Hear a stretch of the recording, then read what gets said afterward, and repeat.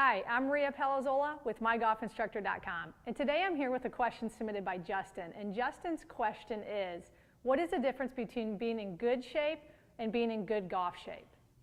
So Justin, to help answer your question, I'm here with our fitness expert, Jeff Palazzaro from Elevated Performance.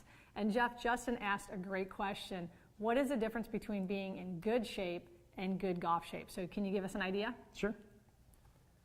First, great question, Justin.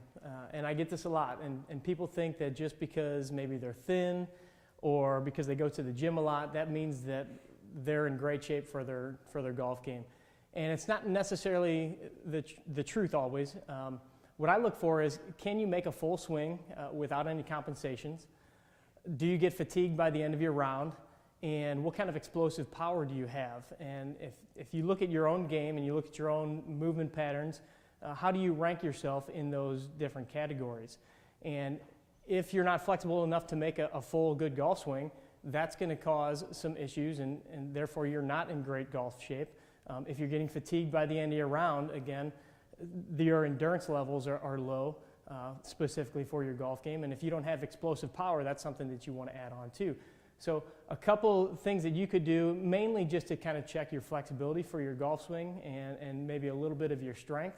I'm going to give you 5 different tests real quick that you can do at home. First one's going to be a squat test. You're just going to see if you can get all the way down into a full squat. Butt below your knees, feet stay straight, heels stay on the ground, and can you come right back up? If you can't do that, you're limited in your range of motion somewhat. Next one is going to be touching your toes. This kind of looks at your hamstrings. Can you keep your legs totally straight, one hand over the other, and go all the way down to touch the floor? If you can't do that, you need to work a little bit on your hamstrings, or at least just your movement pattern going down to the floor. Next one's going to be your shoulder rotation. If you are standing here, can you rotate your hand past 90 degrees? So can you get it back this way? And then if you can do that, get in your golf stance and see if you can do the same thing. Can you get it past 90 degrees? If you can't, you're going to be limited in your range of motion there. Next one is going to be on the ground.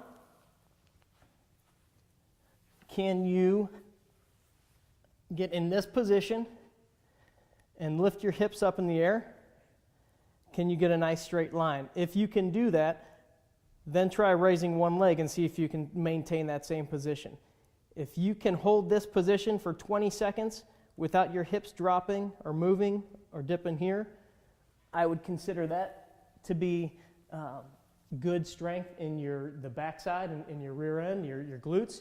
And then one last exercise would be take your 6-iron, put it on the ground, and we're going to just look at your hip rotation. Stand firmly on your left foot, bring your right heel up in the air a little bit, and see if you can rotate your hips to the same angle of your 6-iron. If you can get to that position or better, that means you have good rotation to get through the finish of your swing. You're going to do that for the left side as well as the right side, going that way. And then you're going to switch your 6-iron. So you have that angle again, and do your trail leg. You're going to go this way, see if you can get all the way around, and then switch your feet this way. See if you can move your hips that way. If you can't get to that angle, that means you have a limitation in your hip range of motion, and that's another thing you can work on. So hopefully I answered your question. There are definitely differences between being in shape or being fit and lean and being in golf shape. I'd like to thank Jeff Palazzaro from Elevated Performance for being with us here today and discussing fitness. Should you have a question, please feel free to submit it in the Ask Maria section on mygolfinstructor.com.